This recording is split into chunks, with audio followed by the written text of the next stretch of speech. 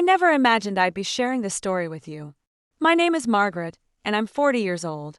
For many years, I've navigated life as a single mother, raising my son Ethan, who is now 22. We've forged a strong bond over the years, supporting each other through life's challenges. One evening, everything changed in a way I didn't foresee. It was a chilly night, and the warmth of our house lagged behind the drop in temperature outside. Ethan looked exhausted. He had been working hard and studying diligently. Concerned, I invited him to rest on my bed.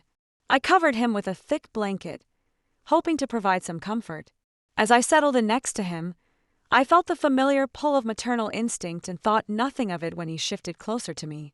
At first, I regarded his movements as an innocent attempt to warm up, but then he gently wrapped his arms around me, drawing me in closer. It reminded me of when he was younger, seeking solace in my embrace.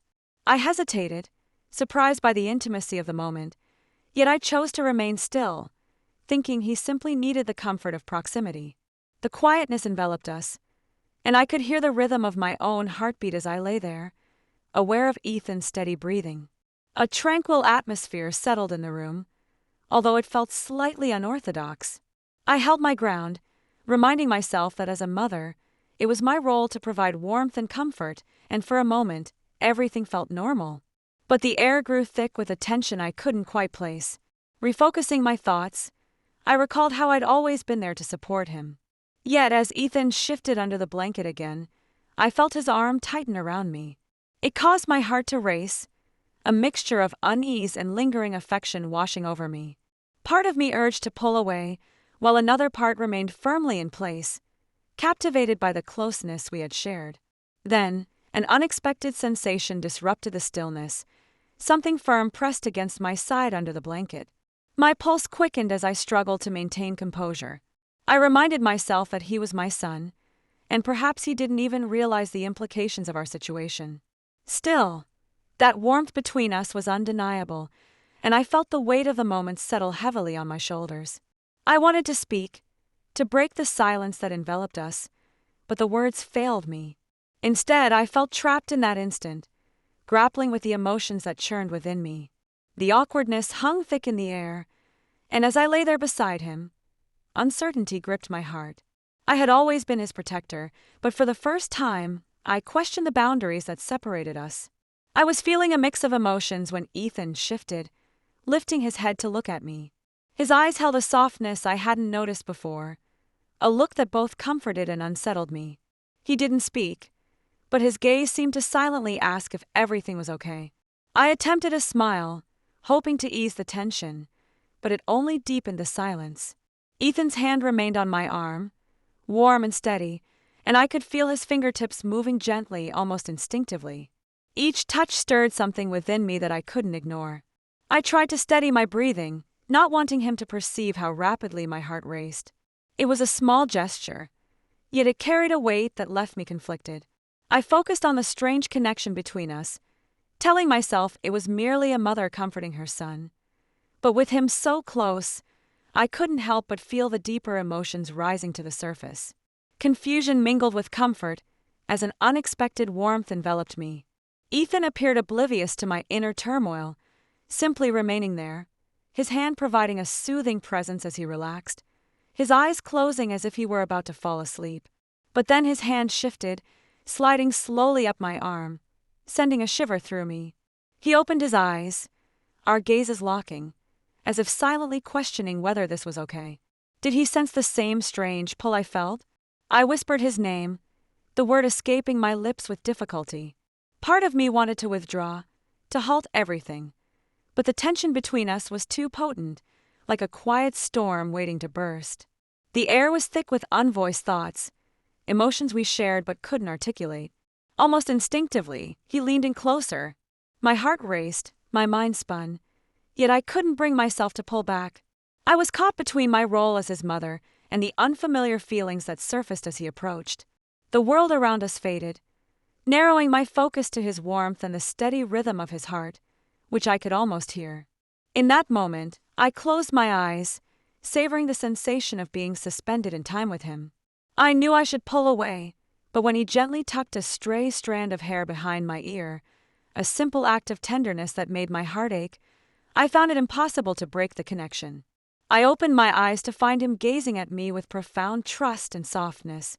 His face was so close that I could see every detail: the small freckles adorning his skin, the curve of his lips, and the way his eyes searched mine, reflecting a vulnerability that mirrored my own. In that intimate moment, all other thoughts faded, leaving only us, two souls entangled in a web of unspoken feelings. We were both lost in the moment, suspended in time as if the world had stopped. My mind was in turmoil, filled with doubt and confusion. I could see every detail: the small freckles on his face, the subtle curve of his lips, the way his eyes searched mine. There was a vulnerability in his gaze that mirrored my own. The boy I had raised felt like a stranger in that instant, and I thought we might remain frozen forever. Ethan pulled back slightly, breaking the silence. He looked away, embarrassment creeping across his face as he let out a small, shaky laugh and rubbed the back of his neck. That simple gesture brought me to tears, a mix of confusion, concern, and warmth swirling inside me. I was drawn to him, yet his unfamiliarity left me aching. "I'm sorry, Mom," he said softly, his voice uncertain. "I didn't mean to make things weird." He avoided my gaze, a hint of color staining his cheeks, revealing that he too was grappling with his own confusion. I wanted to reassure him, to say everything was fine, but the words eluded me for the first time in years. It felt awkward to be so uncertain with my own son. Reaching out, I placed my hand on his shoulder and offered a small smile, hoping to ease the tension. "It's all right, Ethan," I said softly. "It's just, well, it's been the two of us for so long. We're probably both feeling a little lost." He nodded, a flash of relief lighting up his eyes. Just as the tension began to ease, the doorbell rang, snapping us back to reality and breaking whatever fragile moment we had shared. My heart raced as I quickly stood up to answer the door, grateful for the interruption. When I opened it, I found our neighbor, James, standing there. He had always been friendly, someone I could rely on for help. He smiled, but his gaze lingered on me longer than usual, the warmth in his eyes a stark reminder of the energy that still pulsed from my interaction with Ethan. "Hey, Margaret," he said warmly. "I thought I'd stop by to see if you needed anything. I know it's been cold lately, and I can help with any heating problems you might have." Relief washed over me, and for a moment, I allowed myself to breathe. "Oh, thank you, James," I replied, returning his smile. "The house does get a little chilly. I'd really appreciate the help." As James stepped inside, I could feel Ethan's eyes on us from the hallway, his face unreadable. I glanced back at him, and for a fleeting moment, I thought I saw something in his expression. Jealousy, perhaps? But it was gone as swiftly as it appeared, leaving me to wonder if he was wrestling with feelings he hadn't yet expressed. While James checked the heater, he asked me about the house and the weather. We exchanged small talk, but I kept stealing glances at Ethan, who remained quiet, watching us both, the silence between us thick with unspoken emotions. His gaze was intense, and discomfort hung in the air.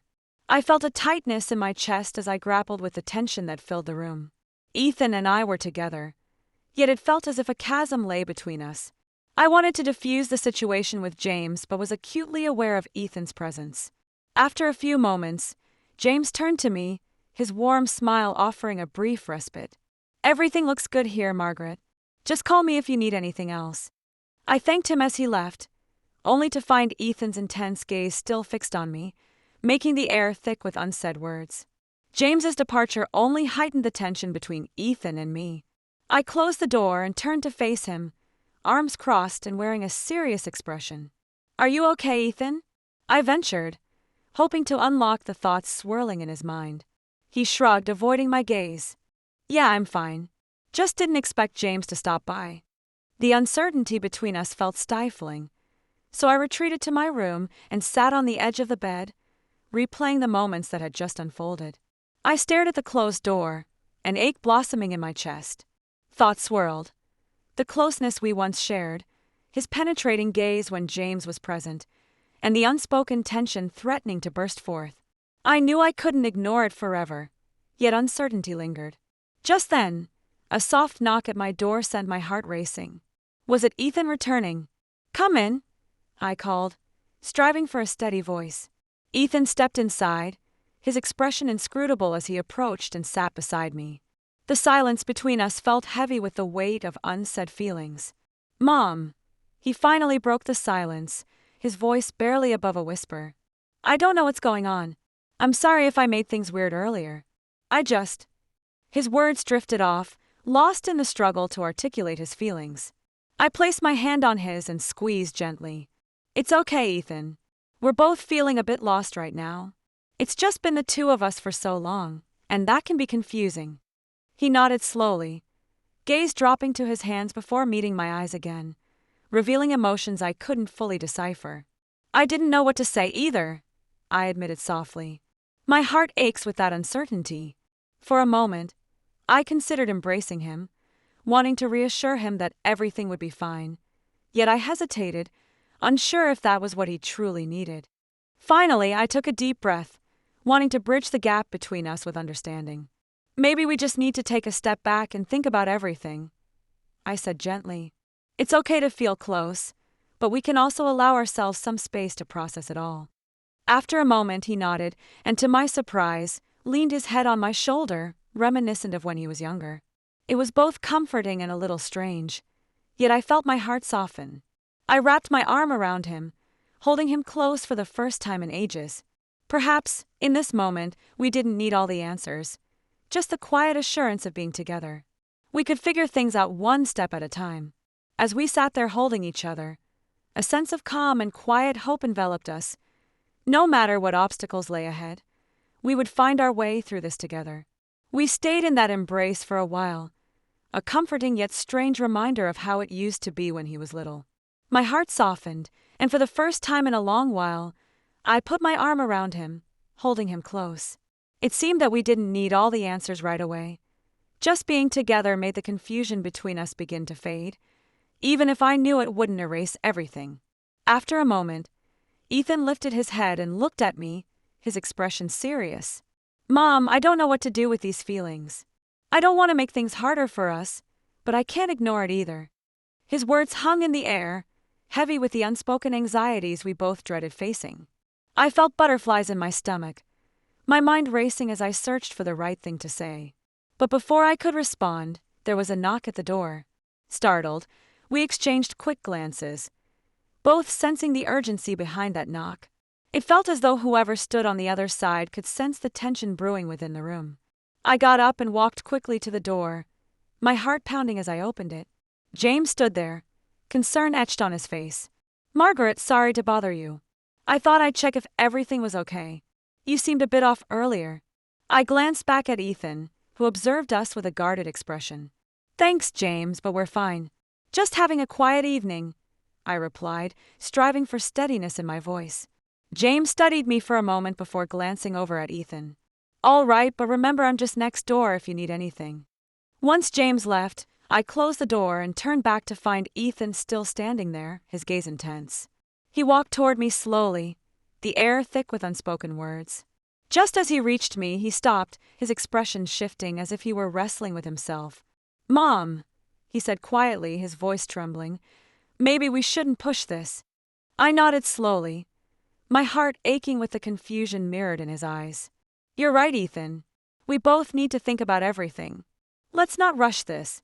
He nodded in agreement, and we stood there, close yet cautious, on the edge of something undefined. As he walked away to his room, I found myself wondering what the future held for us.